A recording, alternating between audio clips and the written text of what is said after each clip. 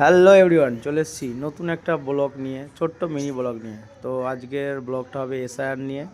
তো আমার হিয়ারিং ছিল, তো আমি passport, Aadhaar card, voter card, PAN card, স্কুলের সার্টিফিকেট যাবতীয় নিয়ে আর ফর্মটা নিয়ে, তো দেখতে পাচ্ছ আমার হাতে কি রয়েছে।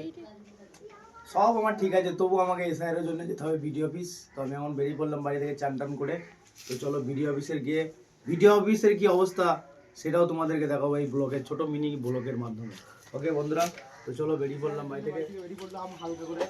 তো ওর বাড়ি থেকে নেমে আবার রাস্তা নাই যাওয়ার, মাটি দিয়ে সব বন্ধ করে দিয়েছে রাস্তা।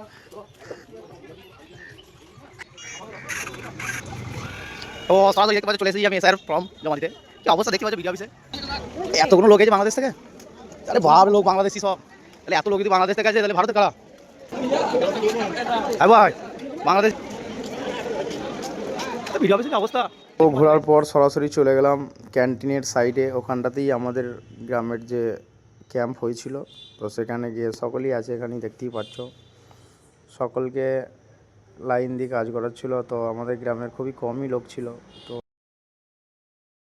তো দেখতেই পাচ্ছ এখানে সব মাস্টাররা বসে রয়েছে হেল্প করার জন্য। তো লাইন বাই লাইন হচ্ছে, যার যে বুথে কাজ সে সেই বুথেই গিয়ে করাবে। তো দেখে নাও ভিডিওটা। ফাইনালি হিয়ারিং হয়ে গেল, আমাকে রিসিভ কপি দিয়ে দিয়েছে, এই যে দেখতেই পাচ্ছ। তো এবার আমি তো আমার কাজ কমপ্লিট, এবার আমি রওনা দিচ্ছি বাড়ির দিকে।